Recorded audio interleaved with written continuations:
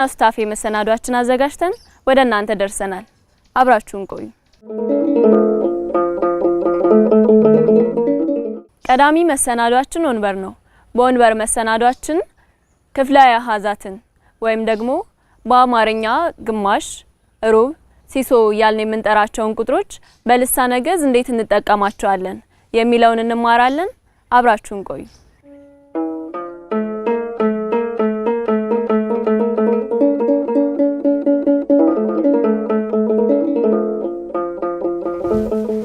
በዚህ ክፍል ንርኢ እጽፋዊ አሃዝ ወክፍላዊ አሃዝ።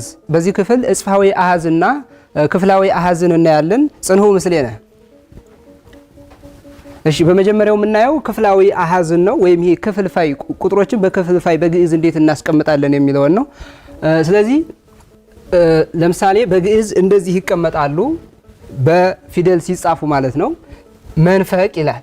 መንፈቅ ማለት አማርኛ ትርጉሙ እኩሌታ ወይም ግማሽ ይባላል። በግዕዙ በአሃዙ ሲቀመጥ እንደዚህ አንድ ሁለተኛ የምንለው ማለት ነው። እንደዚህ ይቀመጣል። ሳልሲት ይላል። ሶስተኛ ወይም ሲሶ የምንለው ማለት ነው። ሶስተኛ፣ አንድ ሶስተኛ እንደማለት ነው። እዚህ ጋር በግዕዙ በአሃዙ ሲቀመጥ እንደዚህ ይቀመጣል። ራብዒት ይላል። አራተኛ ወይም ሩብ፣ አንድ አራተኛ ወይም ሩብ የሚባለው ማለት ነው። እንደዚህ ይቀመጣል። ሳልሲት አምስተኛ ወይም አንድ አምስተኛ የሚባለው ማለት ነው። በአሃዙ እንደዚህ ይቀመጣል። ሳድሲት ስድስተኛ፣ አንድ ስድስተኛ የሚለው ማለት ነው። ይሄንን አንድ ስድስተኛ ማለትም ይቻላል።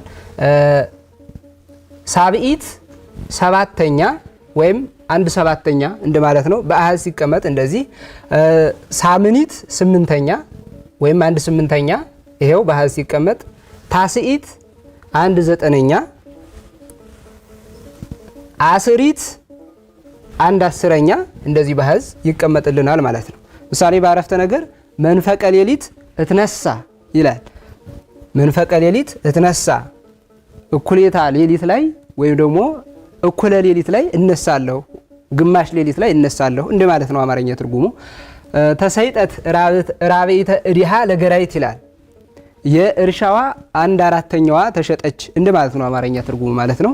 ከዚህ ጋር እያይዘን የምናየው እጽፋዊ አሃዝ የሚለውን ነው ማለት ነው። ዝንቱ ያርእየነ ሁልቋተ በእጽፍ። ይሄ የእጽፋዊ አሃዝ የሚባለውን እንዴት ነው የሚያሳየን? ቁጥሮችን በእጥፍ እየቆጠረ የሚያሳየን ነው ማለት ነው። ይሄው ለምሳሌ ካይበተ አሃዱ ይላል።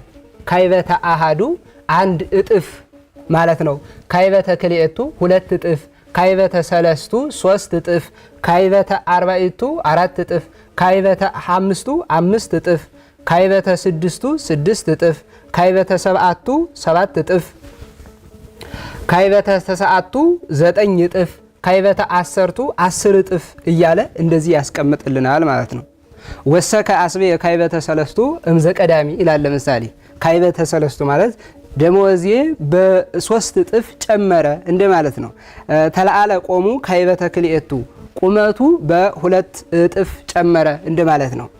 ስለዚህ ይህን አሃዝ በዚህ መልኩ እናያለን ማለት ነው። ስለዚህ በዛሬው በዚህ ክፍል ያየናቸው እጽፋዊ ከፋላዊ ወይም ደግሞ ክፍላዊ አሃዝንና እጽፋዊ አሃዝን እንዴት እንደምንጠቀም ነው ማለት ነው። በሌላ ዝግጅት እስከምንገናኝ ሰላም ለክሙ። ከወንበር መሰናዷችን ተመልሰናል። በቀጣይ ደግሞ